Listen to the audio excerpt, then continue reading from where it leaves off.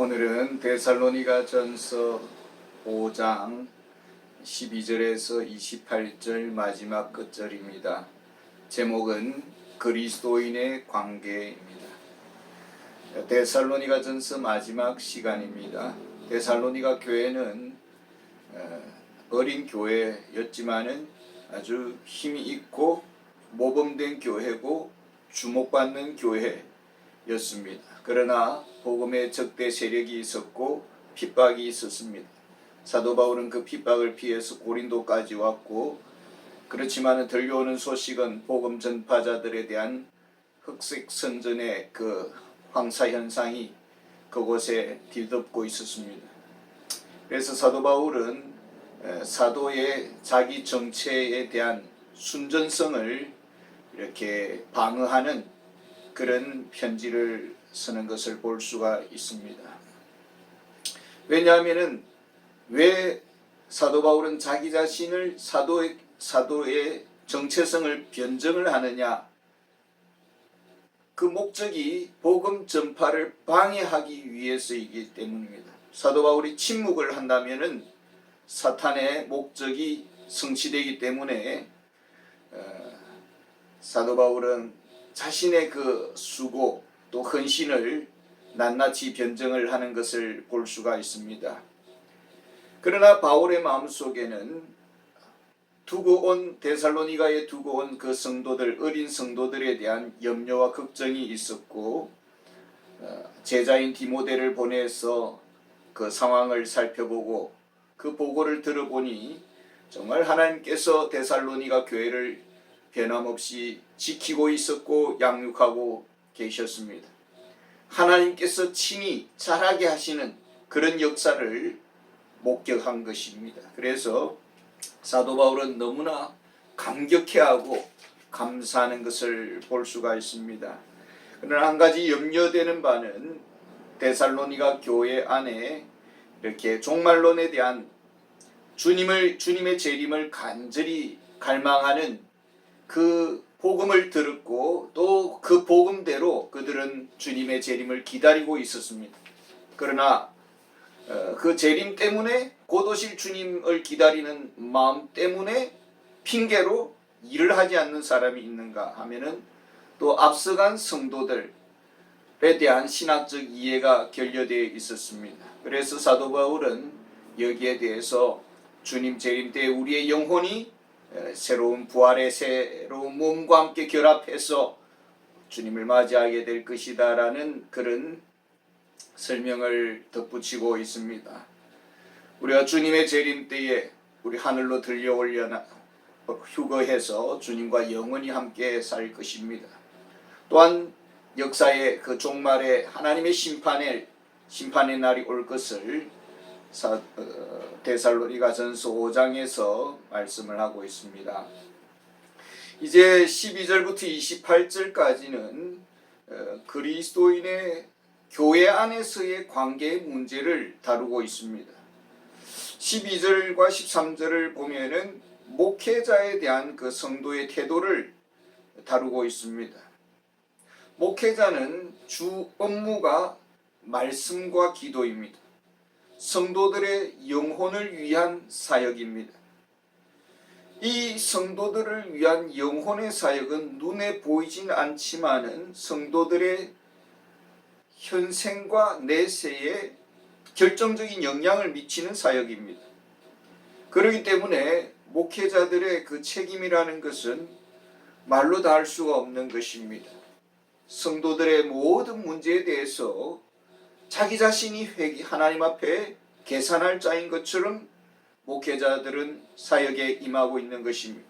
그래서 성도들이 정말 축복받고 잘 되면은 목회자도 기쁘고, 성도들이 어렵고 힘들면은 목회자도 마음이 아픈 것입니다. 이것이 목회자의 마음입니다. 영적 아비의 심정을 가지고 또 영적인 스승의 그 가르침을 주는 그런 작은 목자로서 양들을 먹이고 돌보는 것입니다. 우리 목자장은 목회자들을 유심히 지켜보고 있습니다. 살펴보고 있습니다. 그리고 그런 목자에게 또 양들을 맡기는 것입니다. 우리가 교회 안에 부교역자라고 하는 동역자들이 있습니다. 같이 우리가 주님의 종들입니다. 그러나 우리가 부교역자라고 해서 성도의 개인적인 노비는 아닙니다. 주님의 종일 뿐입니다. 그렇기 때문에 우리가 혹이라도 이 세상적인 종의 개념을 가지고 업수이 여기거나 쉽게 우리가 대하는 일이 없도록 늘 조심해야 될 것입니다. 13절에 보면은 사랑 안에서 가장 귀히 여기라 그렇게 말을 하고 있습니다. 주님의 시각에서 볼 때에 너무 귀한 존재들이라는 것이죠. 우리가 인간적인 면에서는 목회자가 예수님을 등에 모신 어린 나귀와 같습니다. 세례요한과 같이 자기 자신을 볼 때 나는 아무것도 아닙니다. 나는 메시아가 아닙니다. 다만 메시아를 소개하는 소리일 뿐입니다. 그러나 하나님의 입장에서는 그 소리의 역할이 너무나 중요하다는 것이죠. 그 소리가 있기 때문에 영혼이 구원받는 그런 통로가 되는 것입니다. 그렇기 때문에 우리가 이 목회자들에 대해서 잘 귀하게 여기고 그 목회에 필요한 모든 것들을 잘 지원할 수 있는 그런 교회가 되어야 된다라는 것입니다. 14절, 15절은 성도들과의 관계에 대해서 문제를 다루고 있습니다. 교회는 영혼의 병원과도 같습니다. 우리 병원의 의사 되신 분은 예수님이십니다. 예수님께서 성도님들을 치료해 주시고 세워가시는 것입니다. 교회 안에 보면은 병원에 보면은 수술실도 있고 중환자실도 있고 응급실도 있고 입원실도 있고 일반 병실도 있습니다. 성도들마다 다양한 아픈 부분들이 있습니다. 연약함이 다 있습니다. 정말 교회는 영적인 병원과도 같은 곳이죠.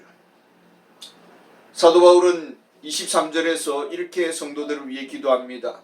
평강의 하나님이 친히 너희를 온전히 거룩하게 하시고 또 너희의 온 영과 혼과 몸이 우리 주 예수 그리스도께서 강림하실 때에 흠없게 보존되기를 원하노라. 정말 건강한 성도, 거룩한 성도, 흠이 없는 거룩한 신부로서 세워져서 주님을 맞이한다면 얼마나 좋겠습니까마는 지금 교회는 그런 상태가 아니다라는 것이죠. 그거는 미래에 주님 오실 때의 그 성도들의 모습이지만은 지금 현재 성도들의 모습은 아니다라는 것입니다.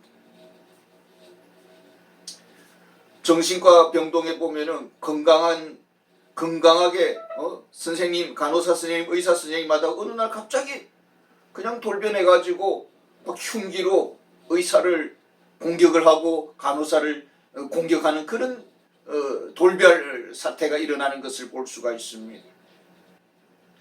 우리의 이 성도들의 영적 상태라는 것이 항상 건강한 것이 아니다라는 것입니다. 어떤 분은 영적으로 태만하기도 하고 어떤 분은 상처가 너무 선뿌리가 깊기도 하고 어떤 분은 영적으로 너무나 무기력해서 기도조차 할 수도 없는 그런 사람들도 있는 것입니다. 자, 이럴 때에 이런 사람들을 대면해야 되는데 어떻게 해야 되느냐라는 것이죠. 목회자뿐만 아니라 성도들끼리 서로 대면할 때에도 어떻게 해야 될까요? 14절에 보면은 모든 사람에게 오래 참으라 그렇게 말씀하고 있습니다. 고린도전서 13장 4절에 보면 사랑은 오래 참고 그랬습니다. 서로 오래 참아야 된다라는 것입니다. 왜 그럴까요? 15절에 보면은 삼가 누가 누구에게든지 악으로 악을 갚지 말게 하고 서로 대하든지 모든 사람을 대하든지 항상 선을 따르라. 같은 성도인데도 악한 성도가 있다라는 것입니다. 악으로서 공격적인 그런 성도들이 있다라는 것입니다. 심지어는 예수님께서도 법적인 그 순서와 절차를 이야기해 주는 것을 볼 수가 있습니다. 성도가 혐의가 있을 때에 어떻게 풀으라는 마지막 이 법에 호소하는 것은 최후의 수단인 것이죠. 이 법에 호소할 때도 질서와 절차를 따라서 이렇게 해서 평화롭게 문제를 해결해 가야 된다라는 것입니다. 그 정도로 교회는 이 중환자가 있어서 이렇게 많은 어려움을 유발시키는 그런 일들이 많다라는 것이죠. 그럼에도 불구하고 참 사랑으로 감당해라고 지금 주님께서 말씀을 하고 있는데 사랑이 부족합니다. 저는 늘 그렇게 기도합니다. 주님, 저 사랑 없는 것 아시죠? 주님이 친히 성도님들을 사랑하게 해달라고, 제 사랑 부족한 걸 주님이 너무나 잘 아시죠? 주님께서 성도님들을 사랑해 주십시오, 돌봐 주십시오라고 제가 간절히 호소를 합니다. 매일 호소합니다. 어떻게 하면 우리가 사랑의 능력 가운데서 감당을 할 수 있을까요? 16절과 18절은 성도들의 개인 영성 관리에 대해서 말씀하시는데 이것이 해답이라고 볼 수가 있겠습니다.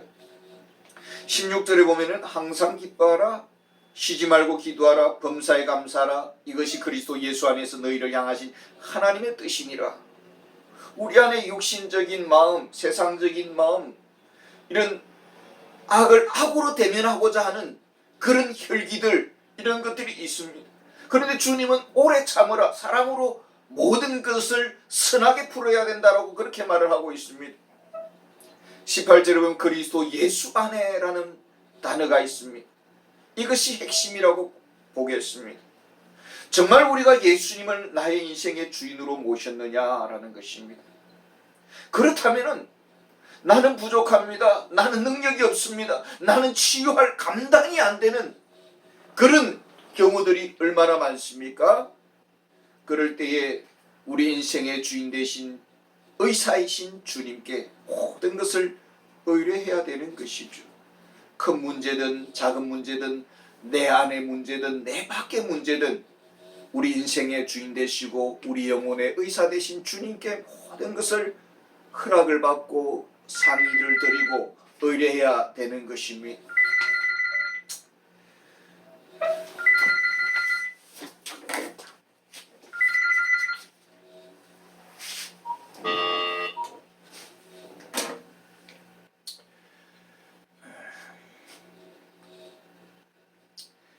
우리가 주 안에서 문제를 해결하지 못할 때에 끊임없이 주님 안에서 문제를 해결하지 못할 때에 끊임없이 우리 속에 문제를 품고 있다면 송곳은 언제든지 삐져나오듯이 찌르게 되고 또 폭발할 수가 있는 것입니다. 그렇기 때문에 내가 먼저 행복해야 되고 내가 주님과의 좋은 관계 속에서 은혜로운 관계 속에서 성령의 생수를 마셔야 되고 그 즐거움을 누려야 된다라는 것입니다. 우리가 주님과 만나는 동안 주님 앞에 무릎을 꿇는 동안 우리 안에 있는 선뿌리가 제거될 것이고 점차점차 주님께서 우리의 모든 문제를 하나씩 하나씩 풀어주실 것입니다. 그렇기 때문에 주님 앞에 나와야 하고 주님과의 교제의 그 즐거움을 누려야 되는 것입니다. 항상 은혜에 젖어 살아가는 그런 우리가 되기를 원합니다. 19절에서 22절은 말씀에 대한 태도입니다. 19절에 성령을 소멸하지 말며 이렇게 말을 하고 있습니다. 이 소멸한다라는 것은 불을 끈다라는 말입니다.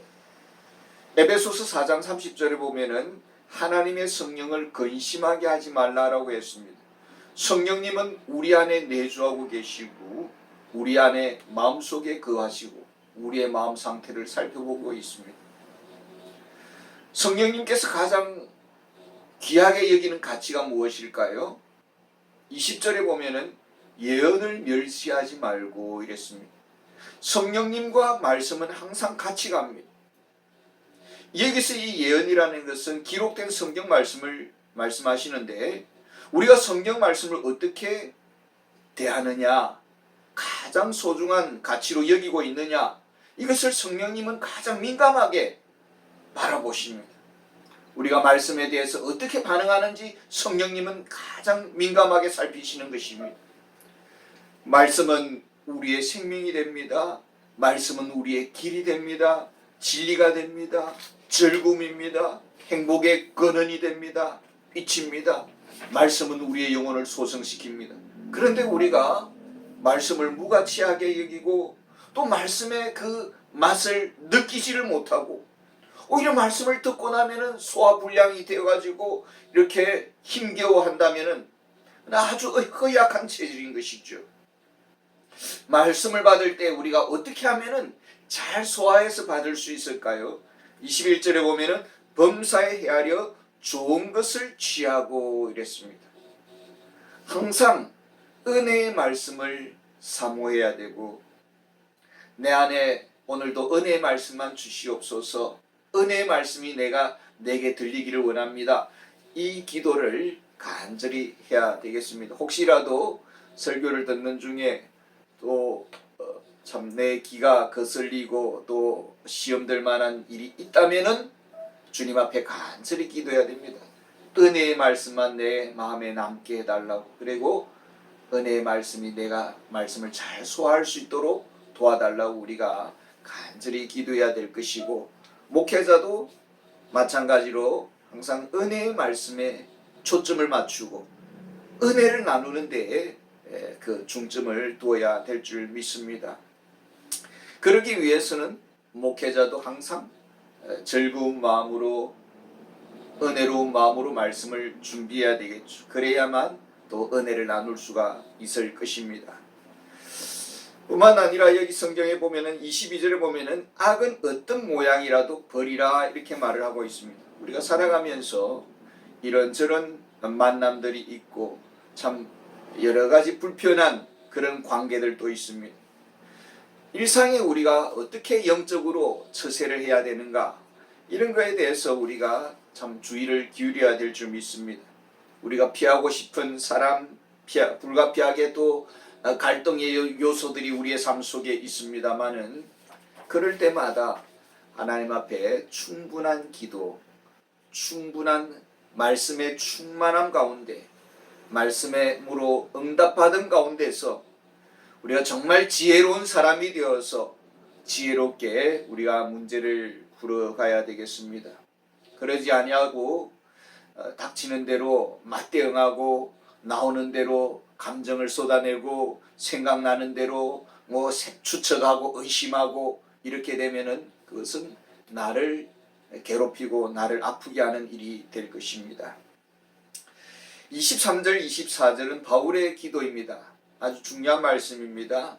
성화를 위한 기도입니다. 우리 성도님들이 다 예수님을 닮기를 원하고 또 세상과 구별되어서 거룩한 삶을 살기를 원합니다.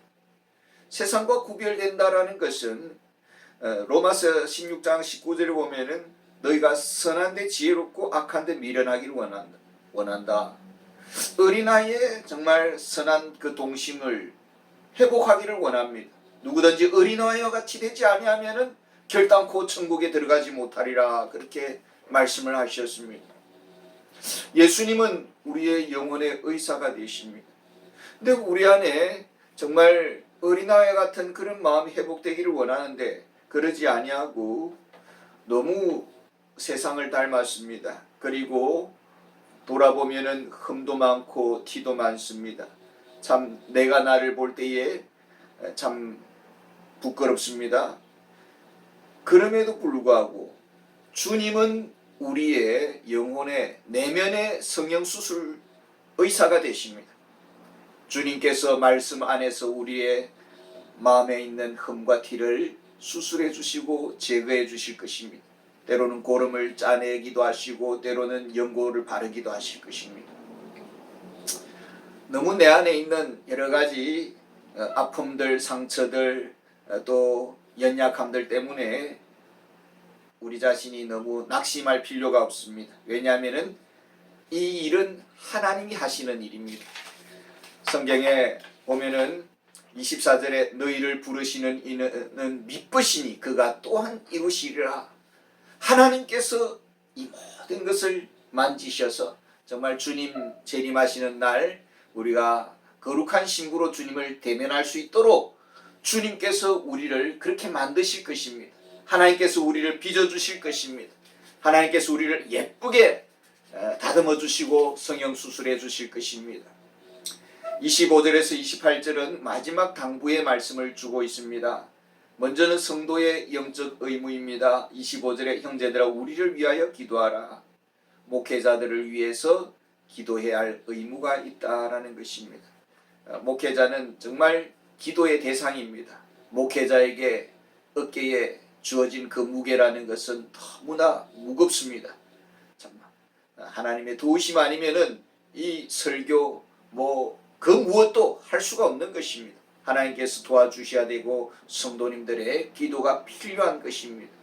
그 다음에 26절에 보면 거룩한 입맞춤으로 모든 형제에게 문안하라. 서로 용납하라는 것입니다. 우리는 어느 학교 출신이냐, 어느 집안이냐, 또 가졌느냐, 못 가졌느냐 이런 것을 따지지만은 사실은 예수님의 보혈 안에서 같은 DNA를 가지고 있고 같은 믿음의 형제이고 같은 한 아버지를 모시고 있고 주 예수님이 우리의 주가 되시고 성령님을 모시고 있습니다. 그렇기 때문에 우리가 하나님의 관점에서 서로를 바라보면서 귀하게 여기고 하나님의 자녀로서 우리가 서로 관대하게 대할 수 있는 넓은 마음이 있어야 될 것입니다. 27절에 보면 내가 주를 힘입어 너희를 명하노니 모든 형제에게 이 편지를 읽어주라. 사도 바울 당시에 이 편지를 전달했을 때에 듣는 청중 중에는 참 마음에 걸리는 사람이 있었을 것입니다. 그러면은 장로님들이 이 편지를 먼저 읽다가 이거는 저 성도가 들으면 안 되겠다. 이 말씀을 저 성도에게 시험이 되겠다. 그런 생각이 들어서 편지를 만약에 수정을 하거나 빼거나 그렇게 해서 읽어준다면 어떻게 되겠습니까? 사도 바울은 이것을 염려하는 것입니다. 그래서 이것은 사도 바울의 개인적인 사사로운 글이 아니다. 주님의 권위로서 주어지는 명령이다. 그러니까 모두에게 다 읽어주라고 그렇게 말씀을 하고 있습니다. 성경을 말씀을 들을 때에 사람의 말로 받지 말고 하나님의 말씀으로 받으라 라는 것입니다. 28절입니다. 우리 주 예수 그리스도의 은혜가 너희에게 있을지어다. 사도 바울은 데살로니가전서 1장 1절과 마지막 절에 공통된 단어를 넣고 있습니다. 은혜라는 단어입니다. 오직 우리가 은혜로 이 자리에 지금까지 와 있고 우리가 은혜로 지옥 심판을 면했습니다. 은혜로 사단의 나라에서 하나님의 나라로 옮겨졌습니다. 은혜로 주님의 몸된 교회에 우리가 와 있습니다.